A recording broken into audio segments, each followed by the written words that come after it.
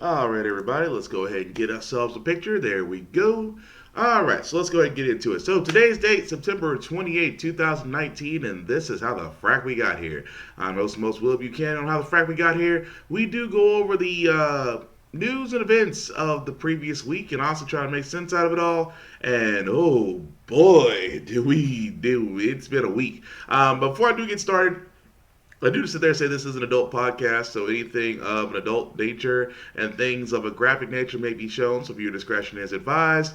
But let's go ahead and get into it. President Cheeto, man, you have outdone yourself, sir. I have to give him that. I keep on saying every week this man tries to outdo himself, and I believe this week he has set up a high ass bar. What I mean by high ass bar is, I mean, for the simple fact of the matter is, this man has literally outdone himself. And I'll tell you why. Let's start with the Ukraine conversation. For all those that don't know, Ukraine has apparently been the country that's pretty much probably going to be the end of the beginning of the end for President Cheeto, as he was speaking with the president, newly elected president, President Zelensky, and he had said some interesting things on that phone call in which the whistleblower is saying that the president was reaching out to individuals on the other side to help him get dirt on his competitors. And it's funny because although the transcript is available for everybody to read right now, which I'm surprised the White House released that, there's one part in particular, because I'm not going to read the entire transcript. I kind of debated that before I started the podcast, but I didn't want to, bore you guys to death. But there's one part of it that just bothered me so much, and I would love to see the White House try to spin this. And I'm going to read this real quick. So the president says to President Zelensky, I would like for you to do us a favor though, because our country has been through a lot and Ukraine knows about it. I would like for you to find out what happened with this whole situation with Ukraine. They say CrowdStrike. I guess you have one of your wealthy people. The server, they say Ukraine has it. There are a lot of things that went on, the whole situation. I think you're surrounding yourself with some of the same people. I would like to have the Attorney General call you or your people, and I would like you to get to the bottom of it. As you saw yesterday, the whole nonsense ended with a very poor performance by a man named Robert Mueller. An incompetent performance, but they say a lot of it started with Ukraine. Whatever you can do, it is very important that you can do it if that's possible. Again, I don't mean to say this, guys, but that is literally the proverbial smoking gun out of the entire situation. We just saw a president ask a foreign country to look into the matters of possible impingement. Now, the one thing that you're not supposed to do, because there's laws out there against that, is that you don't go to another country asking them to investigate a situation in your own home turf. This is the exact same reason why they tried to come at Hillary a long ago, when they try to say, oh, Hillary and her emails, Hillary and this, Hillary and that. At the same time, President Trump just turned around and did this shit. So, what does that mean? That means that he, along with the mountain of other things he has done, is an impeachable offense. And because this is blown back so hard about Ukraine, this little tidbit happened as well. But the White House tried to keep secret. CNN learning this hour, the White House also tried to limit access to President Trump's conversations with two controversial dictators, the Saudi Crown Prince Mohammed bin Salman and the Russian leader Vladimir Putin. The conversation with the Saudi prince that we understand was treated differently occurred when Trump was siding with the Crown Prince over U.S. intelligence and the murder of journalist Jamal Khashoggi. It shows yet another part of the whistleblower complaint may be true. Back to quote the complaint again. According to White House officials I spoke with, this is the whistleblower, this was, quote, not the first time under this administration that a presidential transcript was placed into this code word level system solely for the purpose of protecting politically sensitive rather than national security sensitive information. Now, we don't know yet if these additional calls were put on the super secure system, but what we do know happened to them is stunning, and we have more on that in just a moment. I want to make sure you also know this. These developments are coming as the White House itself is admitting a key part of the whistleblower complaint regarding the call between Trump and the president of Ukraine is true. The White House confirms tonight The transcript of Trump's call with the Ukrainian president was filed in that separate, highly classified system at the direction of National Security Council attorneys. The big question this hour. So, long story short about what she just said. Yes, it's true. Yes, he fucked up. And now we're panicking. And that's pretty much what that's pretty much what you get from all that. And it's funny now, it's like, oh shit, we gotta turn around and everything that you talked about with Putin and the Saudi Arabian family, we cannot allow this to go public. Now you gotta ask yourself one question. If the call with Ukraine was that bad, that damning actually, if the call with Ukraine was that bad, imagine what the Putin calls are like. I mean, aside from the fact of, husband and wife shit, because let's be honest, he's been blowing Putin since the beginning. And especially with the Saudi Arabia family, the ones that literally bought 90% of Trump Tower and pretty much compromised this so-called president.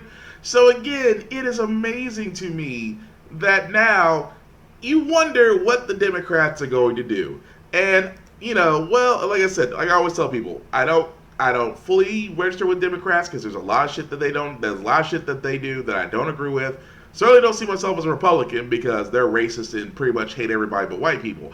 But I love the fact that I was waiting to see what the Democrats would do. And for once, Pelosi didn't disappoint. Of the Constitution on September 17th. Sadly, on that day, the Intelligence Community Inspector General formally notified the Congress that the administration was forbidding him from turning over a whistleblower complaint on Constitution Day. This is a violation of law. Shortly thereafter, press reports began to break of a phone call by the President of the United States calling upon a foreign power to intervene in his election. This is a breach of his constitutional responsibilities. The facts are these. The Intelligence Community Inspector General, who was appointed by President Trump, determined that the complaint is both of urgent concern and credible. And its disclosure, he went on to say, relates to one of the most significant and important of the Director of National Intelligence's responsibility to the American people. On Thursday, the Inspector General testified before the House Intelligence Committee stating that the acting Director of National Intelligence blocked him from disclosing the whistleblower complaint. This is a violation of law. The law is unequivocal. The DNI staff, it says the DNI, Director of National Intelligence, shall provide Congress the full whistleblower complaint. For more than 25 years, I've served on the Intelligence Committee as a member, as the ranking member, as part of the Gang of Four, even before I was in the leadership. I was there when we created the Office of the Director of National Intelligence. That did not exist before 2004. I was there even earlier in the 90s when we wrote the whistleblower laws and continue to write them to improve them to ensure the security of our intelligence and the safety of our whistleblowers. I know what their purpose was, and we proceeded with balance and caution as we wrote the laws. I can say with authority the Trump administration's actions undermine both our national security and our intelligence and our protections of the whistleblowers, more than both. This Thursday, the acting DNI will appear before the House Intelligence Committee. At that time, he must turn over the whistleblower's full complaint to the committee. He will have to choose whether to break the law or honor his responsibility to the Constitution.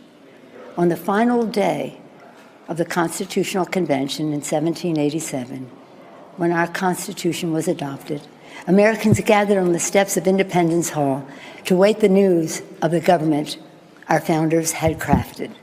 They asked Benjamin Franklin, "What do we have, a republic or a monarchy?" Franklin replied, "A republic if you can keep it." Our responsibility is to keep it. Our republic endures because of the wisdom of our Constitution, enshrined in three co-equal branches of government, serving as checks and balances on each other. The actions taken to date by the president have seriously violated the Constitution, especially when the president says, Article 2 says I can do whatever I want. For the past several months, we have been investigating in our committees and litigating in the courts, so the House can gather all the relevant facts and consider whether to exercise its full Article 1 powers, including a constitutional power of the utmost gravity, approval of articles of impeachment. And this week, the president has admitted to asking the president of Ukraine to take actions which would benefit him politically. The actions of the Trump presidency revealed the dishonorable fact of the president's betrayal of his oath of office, betrayal of our national security, and betrayal of the integrity of our elections. Therefore, today, I'm announcing the House of Representatives moving forward with an official impeachment inquiry. I'm directing our 6 committees to proceed with their investigations under that umbrella of impeachment inquiry. The president must be held accountable. No one is above the law. So, sorry for that long-winded description, but then again, it's Pelosi. We shouldn't be surprised. You know, on a separate note, why didn't they just come out and say it? We're moving forward with impeachment. End of announcement. It doesn't need this long-ass introduction. Nobody is wanting... You know what it is? I feel like every politician is going back and having to give the very same class description back in English class where you had to give an introduction, a synopsis, an outline, and then gets the heart of the matter, but you're pretty much just filling up time.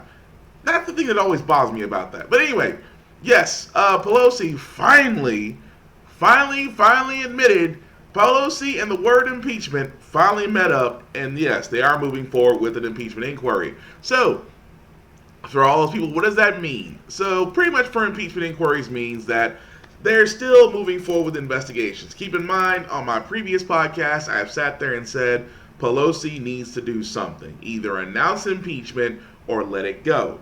I still find it very interesting that for the simple fact of the matter, that for this impeachment to happen, look at all the shit that's happened.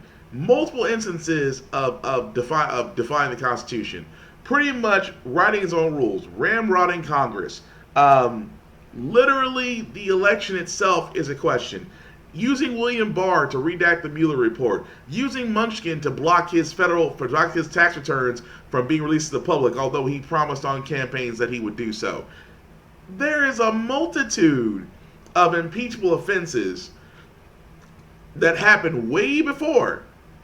But for some odd reason, Ukraine in this whole whistleblower mess seems to be the proverbial straw that broke the camel's back.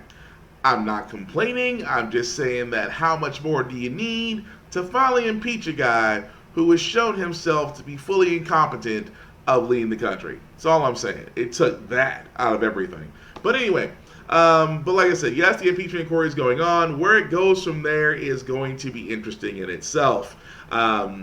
Considering that now, they have now announced the inquiry, and yes, this is a year before the election, and yes, there are going to be those that are going to try to spin it and things of that nature. But here's the one thing that's undeniable.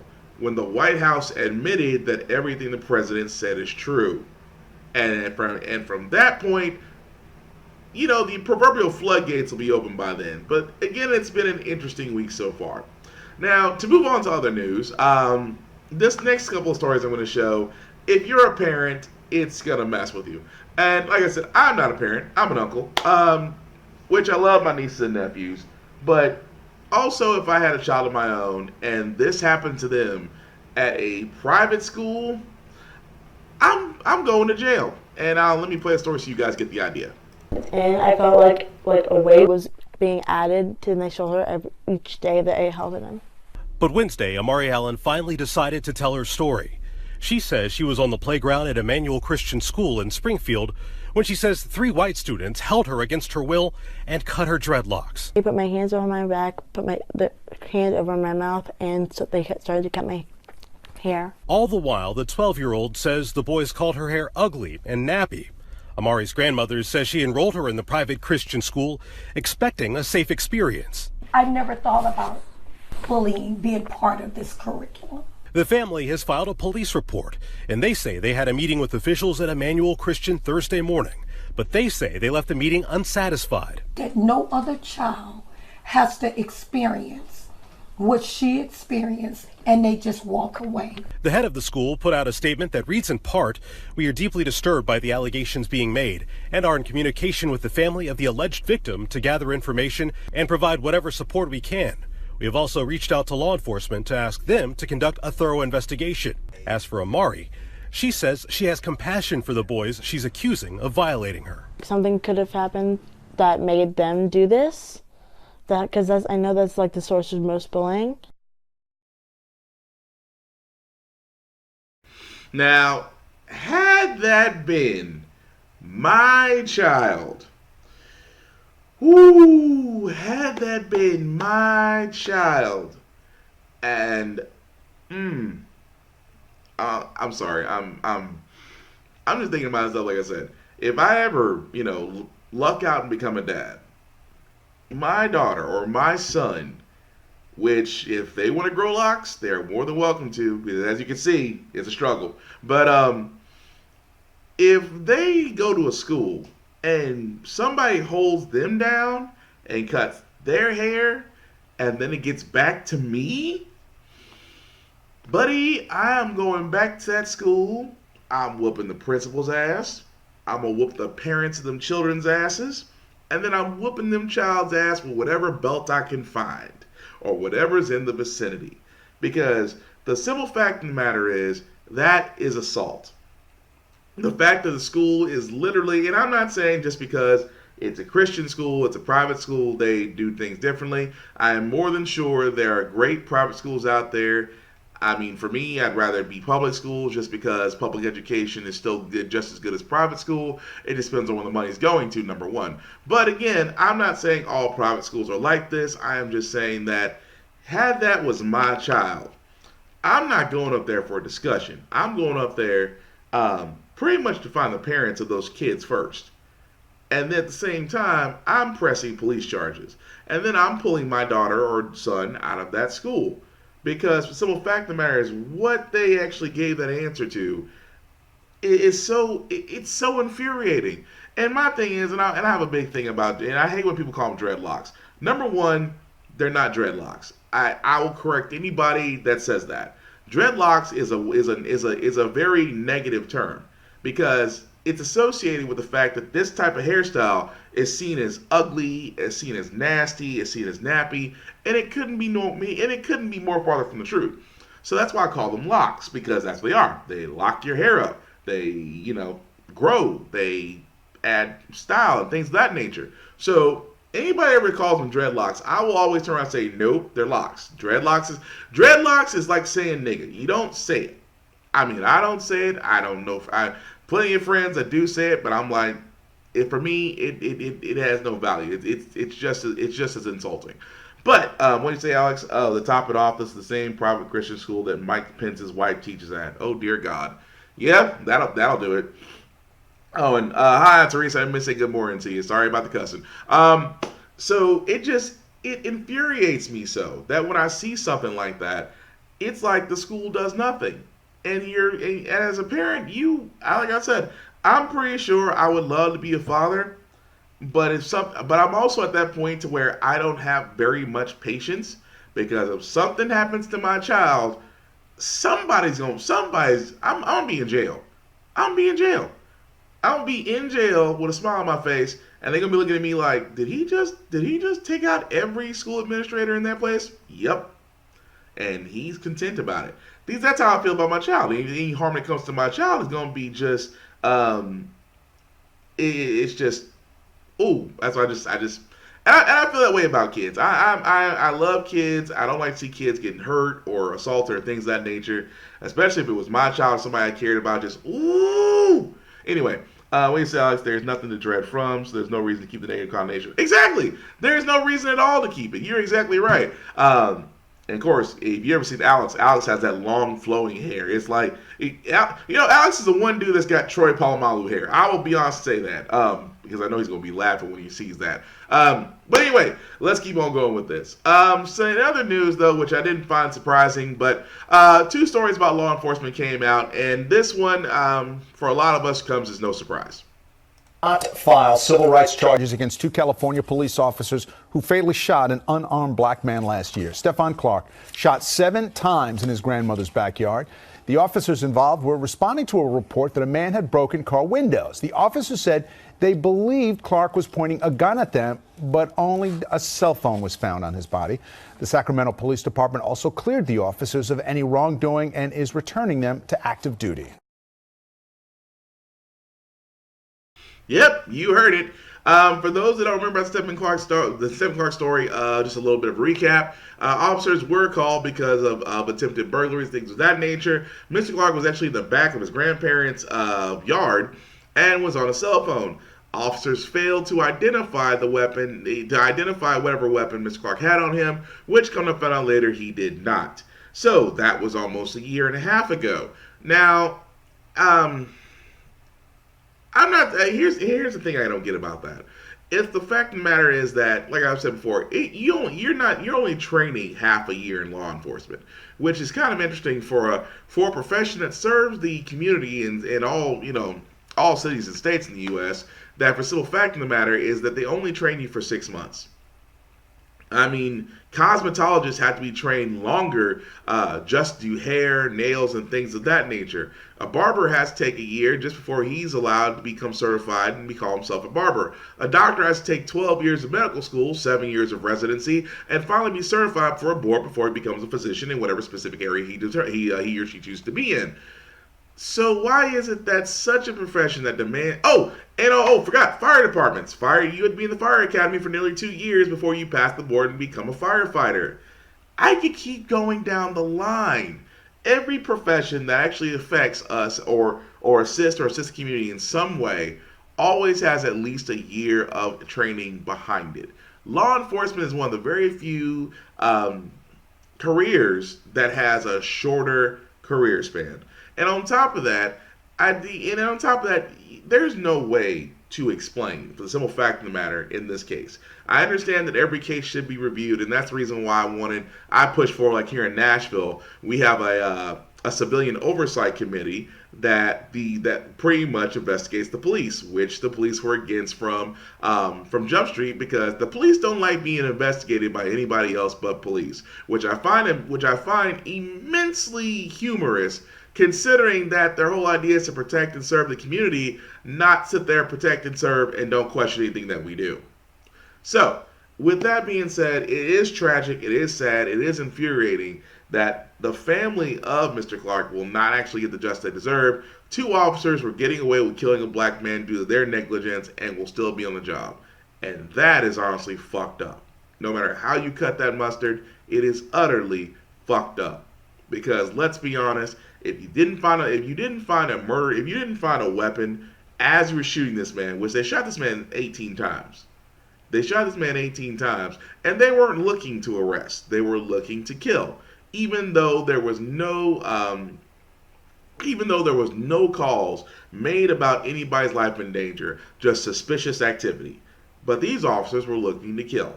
Why?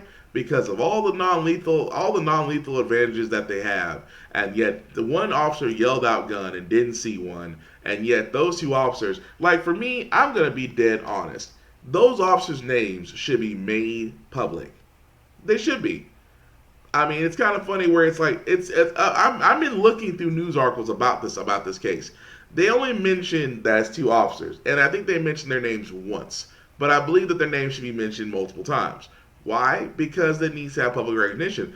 And honestly, public shaming seems to work best when you want to finally get some action done against law enforcement, even though when innocent lives are taken. So, if using the truth and law to our defense doesn't work for us, public shaming should be up next. And anybody in that area that knows those cops, names, should be making that public, because yes, we want to put you on blast. We want to put you on spotlight, because apparently public shaming works. Aside from that, the other story about the Amber Geiger story finally went under trial, and again, she did not disappoint. Friday, a trembling Amber Geiger taking the stand in her own defense. The former Dallas police officer at times overwhelmed with emotion during her testimony. I never wanted to take an innocent person's life. And I am so sorry. Geiger's accused of killing a neighbor inside his apartment last year. Her defense attorneys arguing the shooting happened after she'd entered an unlocked door on the wrong floor of her apartment complex following a 14-hour work shift. Today, Geiger reenacting the moment she pulled the trigger. Let me see your hands. Let me see your hands. Hey, hey, hey. And that's at that point whenever I shot. Geiger maintains she thought the victim, 26-year-old Botham Jean, was an intruder in her apartment, and today testified she thought he was going to kill her. Jean was reportedly unarmed and eating ice cream inside his apartment when Geiger entered. Today, Geiger said she'd tried performing a little CPR after she'd shot Jean, but during cross-examination admitted she frequently stopped to figure out where she was and also to text her partner with whom she was having an affair. The prosecutors questioning why Geiger didn't take more thorough steps to provide first aid after she'd realized she'd made a mistake. Is there a reason why you didn't use this stuff right here, which is designed to control traumatic bleeding? It never crossed my mind. It didn't even cross your mind? No, sir. Amber Geiger is charged with murder. If she's convicted, she faces 5 to 99 years in prison. Trevor Ault. Oh, the croc. The croc. I didn't know. I thought it was in my apartment. You know, what kills me about this is, why is that still being used as an excuse? Keep in mind, for everybody that needs a refresh course about Amber Geiger, she entered an apartment that wasn't hers, basically sat there and tried to sit there and say her life was in danger. Keep in mind, she's in the wrong apartment. And keep in mind how some those in the media try to sit there and say, oh, well, she knew him because here's pictures of this person and this person, so they must have had an affair, which come to find out that wasn't true. And again, it never ceases to amaze me that they're still going with this defense of, I thought my life was in danger. Even though, as she said before, his back was turned to her. Excuse me. His back was turned to her, and he's supposedly eating ice cream. Could you imagine that for the simple fact of the matter? How is your life truly in danger when the victim has his back turned to you and is unaware of your presence? But yet you're going to turn around and say, this is my apartment, even though the door was unlocked, even though I didn't use my key, even though this is the wrong floor, even though supposedly I've worked 12 to 13 hour shifts. I have. Never in the history of my apartment complex have I ever went to the wrong door. Never in the history, in the history of this, I have never went to the wrong door. I have never literally went to the wrong door and went, my key doesn't work. No, muscle memory and everything else will always direct you to where you've come from if you've been there multiple times. So again, the whole idea of, well, I was on the wrong floor. Okay, see, this is why there's so much more to this case that the law enforcement tried to bury, because remember, Amber Geiger did want the Texas Rangers to investigate her case. Why? Because of her familiarity with it. And again, police have a tendency of protecting their own. That is the reason why she wanted to get the case, her defense lawyers wanted to get the case moved out of Texas. The judge wasn't happening. It was going to happen in the home state because there's been so much exposure. See? Public shaming. Public shaming works. But it is messed up that she went straight to the, I didn't know, tears, crying, even though she was having an affair with her partner who was married, even though the simple fact of the matter is she shot to kill instead of identifying, even though for the simple fact of the matter, when the lawyer sat there and when the prosecutor said you could have possibly done more, you said you didn't. Let's just be honest. You killed this man. And now you're trying to get out of it because you figure, and let's just be completely real about this, you figure because he's black and because you're a cop that you think you can get away with it if you use the all-important "I feared for my life" excuse. Doesn't work.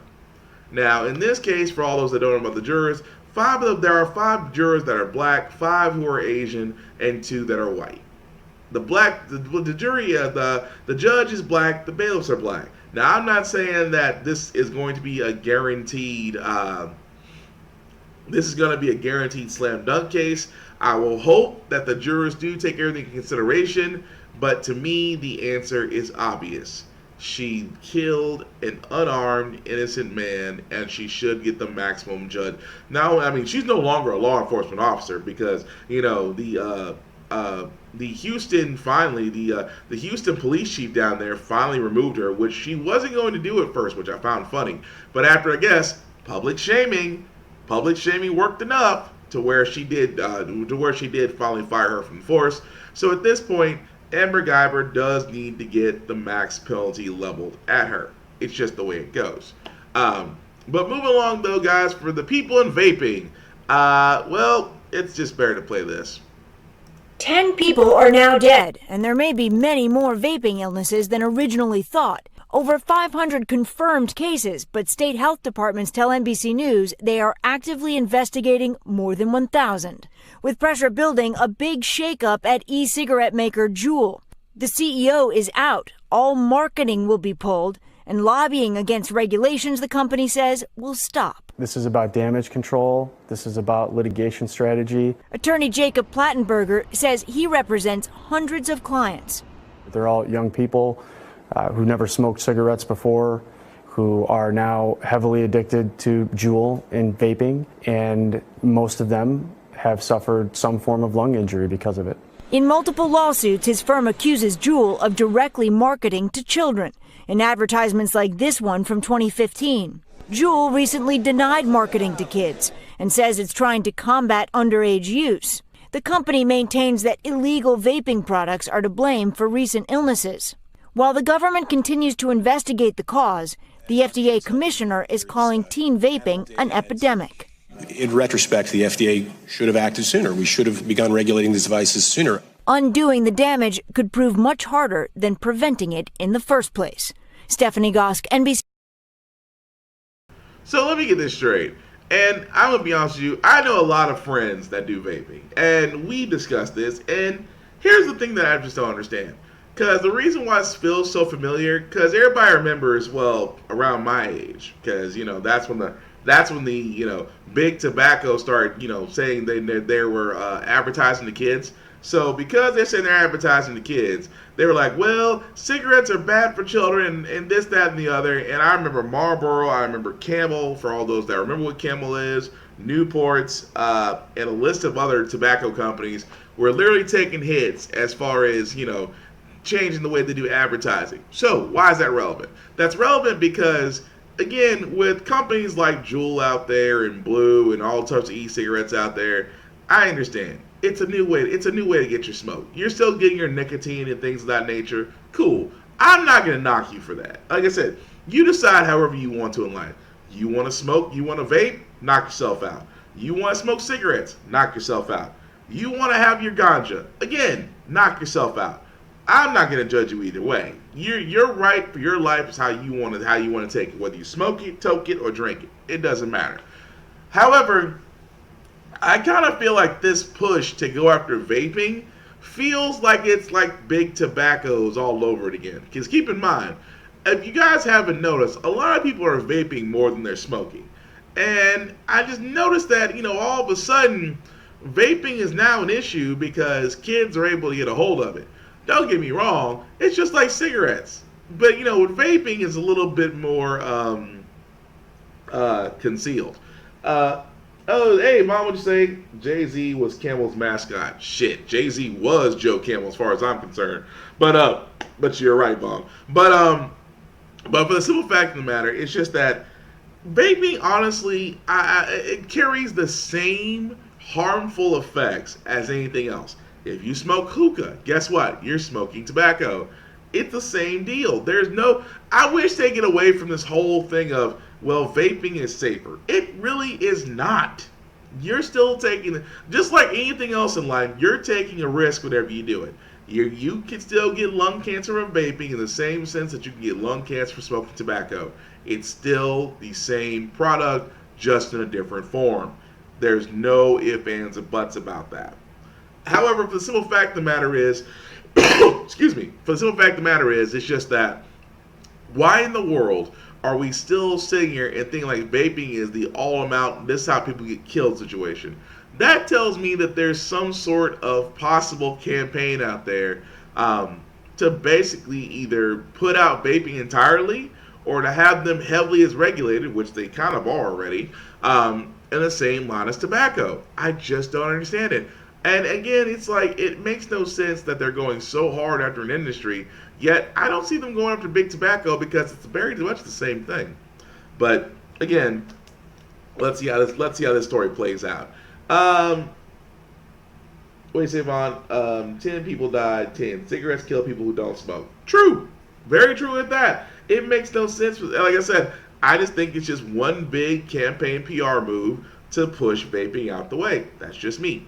But moving right along, though, guys, another one, Kamala Harris, who I've been very critical of because for her to be an African-American woman that's also a presidential candidate, she's been very not as impactful as Elizabeth Warren, as Bernie Sanders, and as Pete Buttigieg and Beto O'Rourke, who have all taken certain platforms that basically are going to define their presidential campaigns.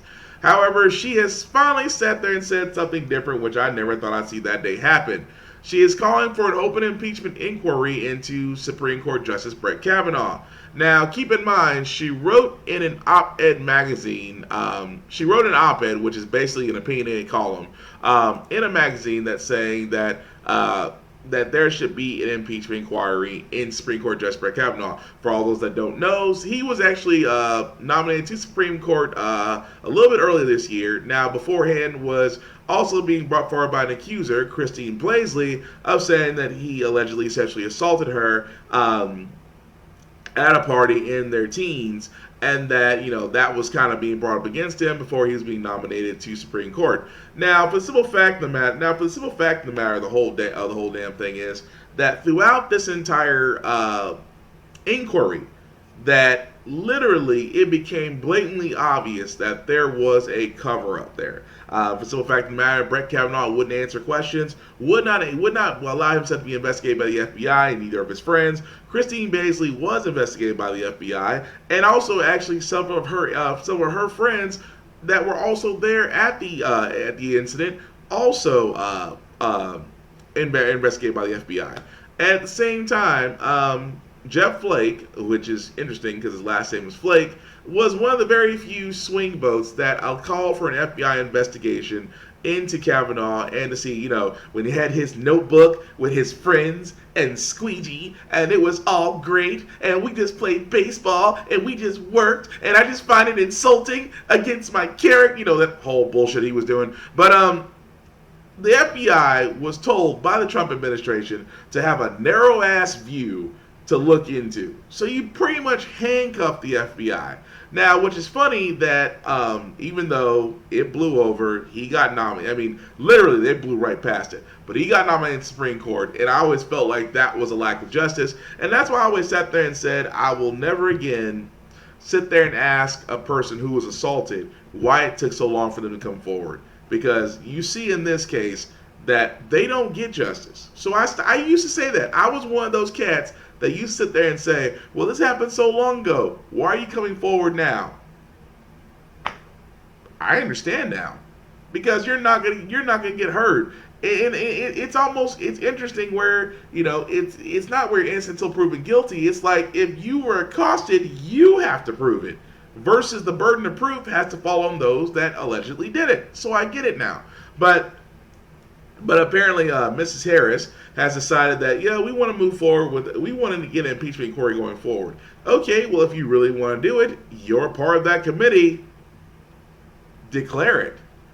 I mean, it's not hard to open up an impeachment case against Supreme Court justice. It's actually been done before in the past. But again, it still to me felt like that woman never really got her due justice. And the simple fact of the matter, a man who blatantly lied, because as more information's coming out that contradicts what he said, it is blatantly obvious that man literally assaulted that woman, and Lord knows what else he did that just wasn't brought to light. So again, public shaming, I'm telling you. I'm sorry, Alex, what did you say? Big Tobacco also had a lot in stake in vaping. Tria dropped a ton of cash, get a 35% stake.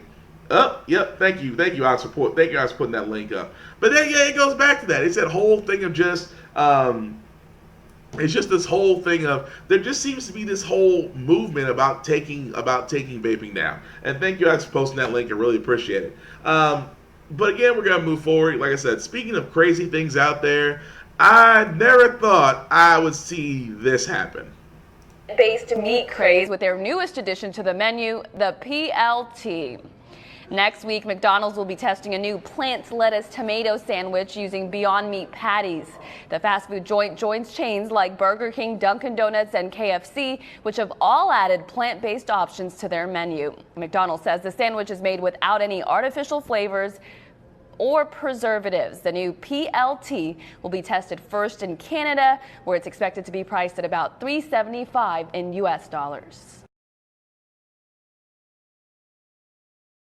Yes, I never thought I'd see this day happen. Plant-based burgers at a fast food restaurant. Cue the irony. Because I'll be honest with you, yes, the Impossible Meat, which if you've been in the grocery store, is available anywhere.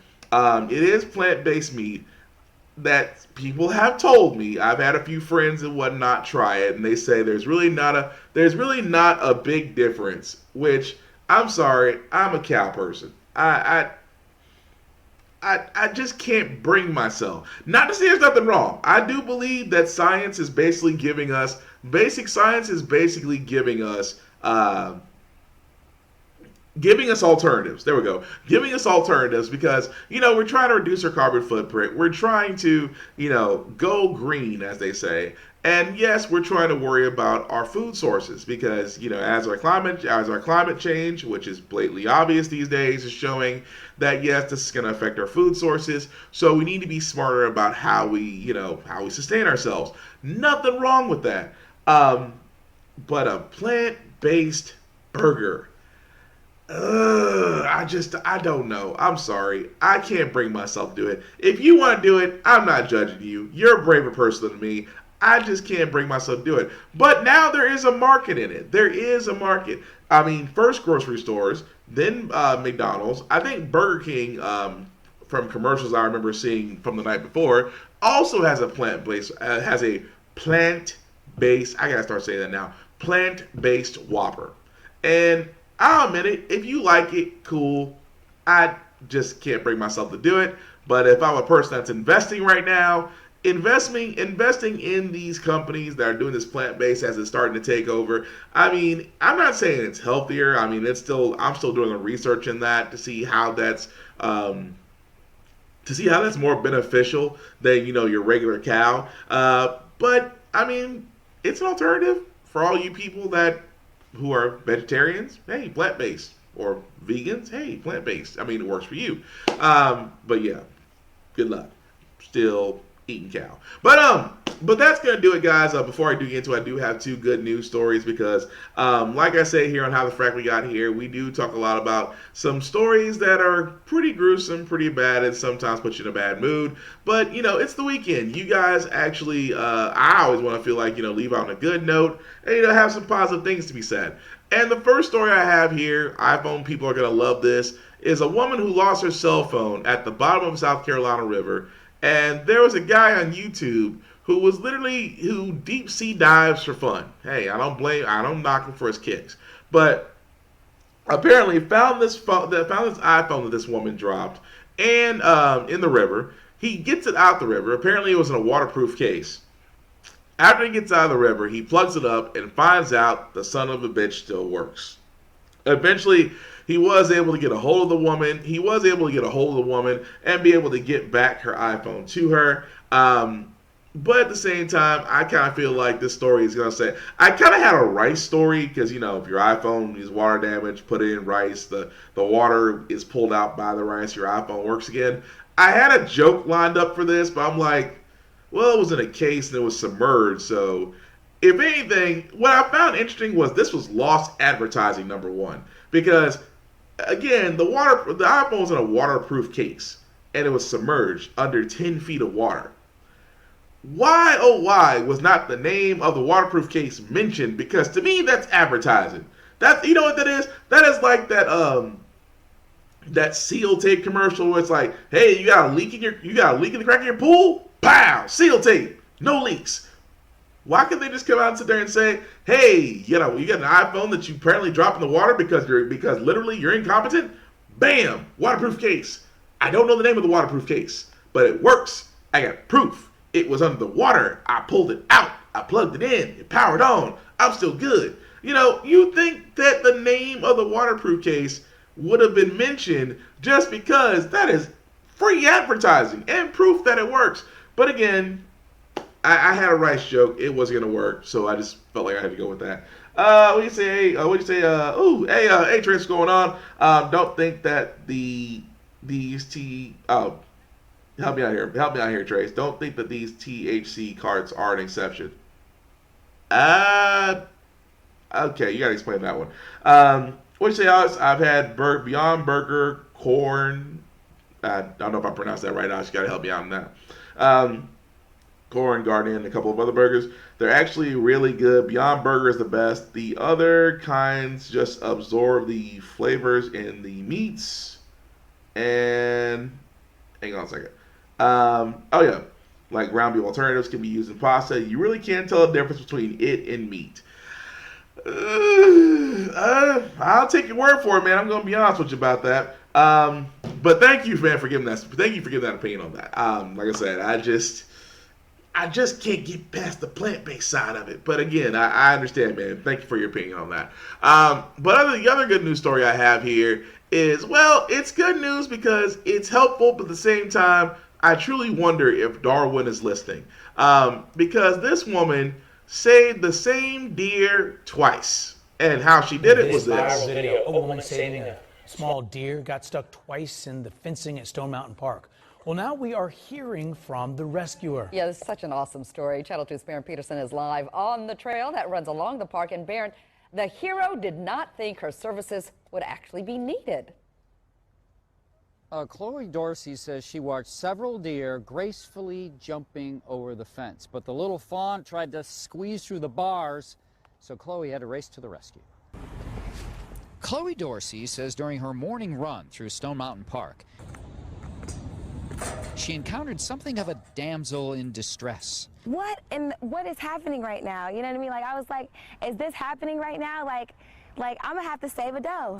Stop! A deer, a female deer, stuck between the bars of a fence. Chloe couldn't pull her through or push her back. The only way was to go all superhero on those bars, and Chloe did it. Oh, I was aching. Like, I need a massage. A happy ending for about 5 seconds until the deer got stuck again in another fence. You need to learn how to jump, boo. Everything going through me. Like, I'm just like, I'm gonna have to save you again. Like, you got stuck again. Like, you need to learn how to jump, boo. So Chloe put those biceps to work a second time and made a second save. Another happy ending. And this time it was for keeps. Chloe says it all could have been avoided had the deer just learned how to go over a fence. But the adventure has added a new phrase to popular culture. Dear Chloe, you need to learn how to jump, boo. You need to learn how to jump, boo. Yes, Chloe, you need to learn how to jump, boo. Now, it's a story. Like, I do admit, there are some times, like, I am a big animal fan. It's like, look, like, now don't get me wrong, I'm not going out there and naming snakes and bears and all that shit. I mean, hey, that's the law of the jungle in that case. But what I'm saying is just that it is cool that she saved the deer, but twice. I also looked at that and I'm like, this, any deer that literally and figuratively, get stuck twice. Usually we sit there and say, where are the parents when it comes to these kids? Where is this doe's mother? Because you got to admit that she's, if Deer could watch TV, she's probably going to this deer like, you are not going to embarrass me twice on television. You getting stuck in a goddamn fence.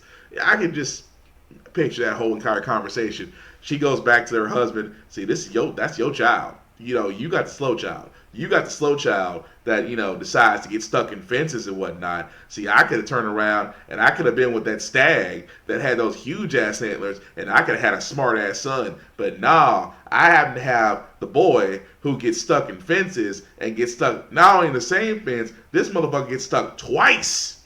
And now he's on television because some woman sat there and said he need to learn how to jump. Carl, you need to teach your son how to jump. We got people out here making fun of deer. I'm sorry. I just pretty much gave the mother an attitude that most deers don't have. Anyway, but again, interesting story. But we're going to leave it there, guys, because that's going to be it for this podcast. Thank you, everybody, for watching. We actually had a lot of people come through today. So thank you, Ma Teresa, because I'm sorry about the cussing, but I did warn you before I started. Thank you, Alex. Thank you, Trace. Thank you, Vaughn. Everybody else that's watching on the playback. So shameless plugging before I get out of here, because I am not the only cat that does this in our group that we call Table of Bosses. I will start with Vaughn first, which Vaughn probably is in the throes of migration. Good luck to you, sir. Hope you got plenty of rest. Hope you got plenty of people as you make the move. We'll see you soon. But again, he has several podcasts of his own. I'll start with the VSTs. The VST is a podcast of various news. That news could be video games, it could be music, it could be trailers, and just things of that nature you find informative, interactive show, just like mine. He also has Rhythmness. You can reminisce over the rhythm, in which he goes over musical reviews, both musical albums, both past and present, and goes to a 4-tier rating system. If you want to know what that 4-tier rating system is, you have to watch Rhythmness to find out. And also he has Random as Fuck with Uncle VZ. What is Random as Fuck? Random as Fuck is this pool of righteousness we sometimes dip our toes into to basically take a break from life and have a chuckle. Some videos make you think, some videos make you cry. Some videos, like my personal favorite, is a woman that's sitting at a Burger King drive-thru waiting for her change, and I wish I could make this up. The Burger King is on fire and the employees are outside all watching this one individual still sitting in the drive-thru waiting for her change. I wish I could make this up. It's actually on World Star Hip Hop if you want to take a look at it. But Random as Fuck with Uncle VZ, which I believe is going to, also for calendar updates, because he is in the middle of migration. Some things are some things are subject to change. Please look up Vaughn Witherspoon on Facebook to look at his calendar to see when those podcasts will be airing.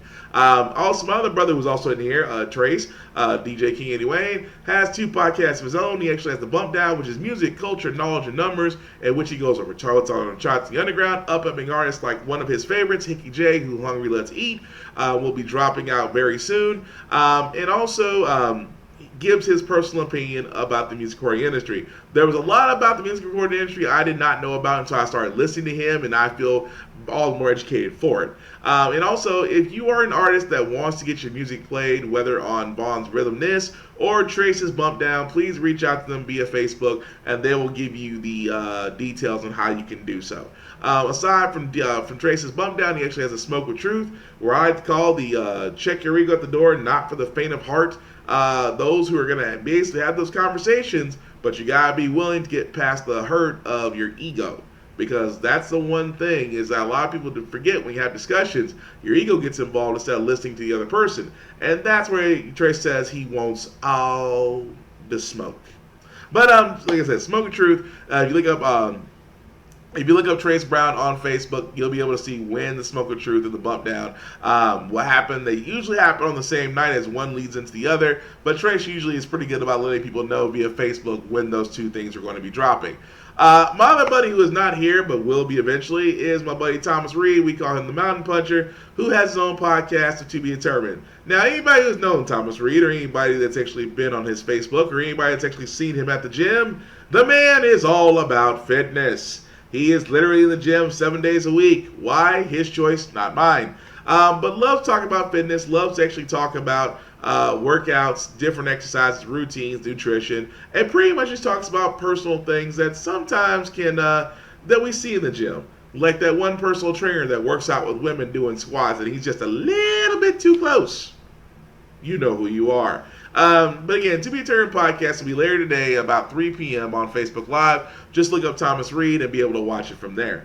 Now, aside from that, my other show of How the Frack We Got Here, like I said, as you're seeing right now, is usually every Saturday from 10 a.m. to noon. And of course, my other podcast later on today will be the Off Limits podcast, which is basically a podcast that goes there. What I mean there is, I mean that as a child, we were always told a long time ago that you should never talk about sex, politics, religions with other people to avoid, having uncomfortable situations. I believe the lack of those conversations is what led to a lack of civil conversations because we simply cannot talk about anything without actually attacking each other, talking to each other, or yelling at each other instead of listening and responding.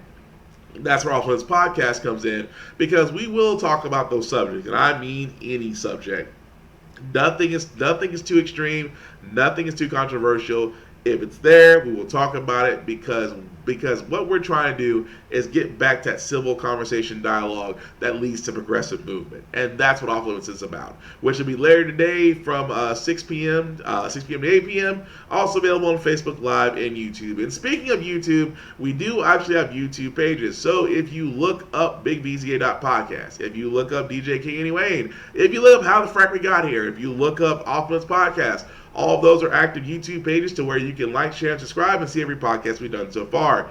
And also, if you also, I forgot my other buddy, Wingnut Gaming, who actually has a gaming channel. If you look him up on Facebook, my buddy Wingnut is a man of first-person shooters. He loves Call of Duty. He loves Apex Legends. He is currently loving Borderlands 3, lucky bastard. And at the same time, he loves Fortnite. Not my choice, but his. I don't judge. But he is a very social cat and loves to speak with new people and loves to be able to play with those. And again, just looking to basically have fun. So if you look at Wingnut Gaming, like, share, and subscribe on Facebook from there. Try to make sure I've covered everybody. I'm pretty sure I did. And with that being said, guys, about How the Frack We Got Here, it's all about staying informed. What I mean by that is staying informed means that you're not accepting everything at face value. You're pretty much going in and looking for the truth. That means basically doing your own research. That means finding the actual credible sources. That actually means making sense out of it all, being able to come back to somebody else, show what you found, and encourage them to do the same.